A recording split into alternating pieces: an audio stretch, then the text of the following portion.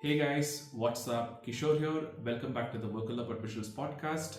And in this episode, I'll be reviewing Kalamkaval, starring Mammootty, Rajisha Vijayan, Vinayakan, and others. It is directed by Jatin K. Jose and written by himself and Jishnu Srikumar.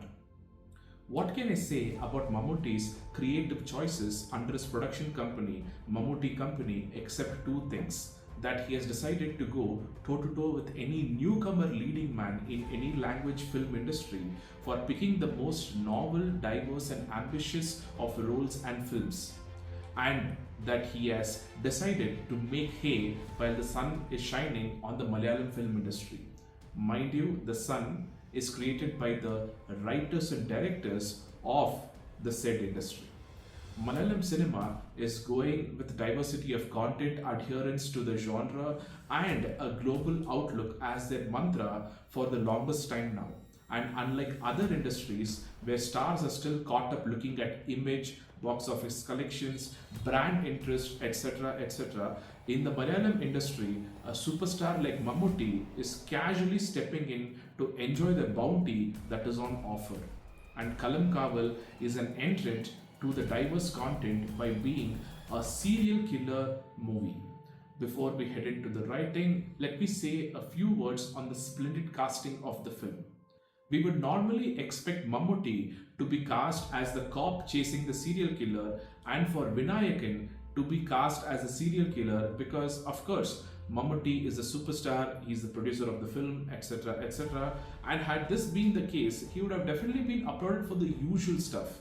Like, hey, he's letting the other actors steal the spotlight, he is content in his role, and he will be uploaded for producing such movies, which would make Malayalam cinema even more popular. And this film will end up as one of the good films in the Malayalam film industry.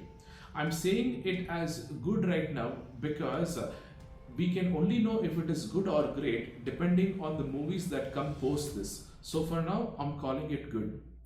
But yeah, you would expect Mammootty to take the easy win, is what I'm getting at. But what has happened here is that Mammootty is the serial killer and Vinayakan is the cop. And without any qualms whatsoever, Mammootty just goes about being evil. This is far more satisfying from the point of view of the cinema goer. Now, before I head into the rest of the review, a kind request. If you're among the 90% or so of the folks who are watching this video and are not yet subscribed, please do consider subscribing and liking the video, because a YouTube channel doesn't run just on passion. It runs on engagement that I get from my dear audience. It doesn't cost you a dime, but for me, well, it means the world to me. And a wee bit of promotion to help sustain the YouTube channel. I share a few affiliate links for products in my WhatsApp channel called Conscious Consumption, which you'll find linked in the description below. If you end up buying something through those links, I may earn a small commission at no extra cost to you. This goes a long way in helping sustain this channel. So please do go check out the WhatsApp channel. Now with that done, back to the review. The performances of Mammootty and Vinayakan are particular standouts here among a crowd of very natural performances. Rajisha's surprise casting, which could have proven to be a bit too high profile, gets justified as the story progresses. The writing unfolds more like a Norwegian mystery novel where the occurrences are more similar to real life rather than a lot of shots and bangs being thrown in. Sure, it has a dedicated cop, but beyond that, there isn't a lot of tragic backstory for the cop or any melodrama on the count of the missing women. The kind of restrained approach of the writing in showcasing the horror of the missing women is what brings out the real feelings in us, the audience. The feelings of disgust, discomfort, and rooting for this venomous creature which preys on innocent humans to meet a horrible end that are drawn out feel very real compared to emotions invoked with traditional manipulations like background scores or tears or familial drama. There is no compromise on the genre principles, nor is there any temptation to glorify the wrong character or wrong character traits. And what I really liked is the complete lack of judgment on the motivations of the characters. One could imagine or convince oneself that this is how these events could have actually happened because of the context that is set.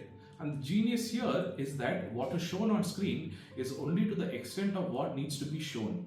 There is no tendency to indulge on details or emotion. The entire writing of the film is almost too sterile and succinct, probably how a psychopath would actually go about leading a life. Which makes me think that maybe this is very much by choice, to ape the actions and motivations of a psychopath serial killer. Would love to ask the writer and the director this question. But yeah, whether intentional or not, the theme is set and adhered to from the first frame to the final frame of the film. Well, almost. Because right at the end, I think the immersion got broken a bit and it was shown to us that yeah, this is indeed a film, and as a result, we have to look at the economics of this franchise. I have been deliberately obtuse here so that people who have watched the film will be able to put two and two together and figure out what I'm talking about.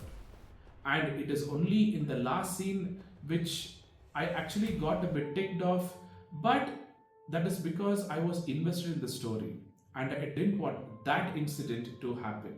But as a cinema goer, I really enjoyed this unsettling and satisfying serial killer film.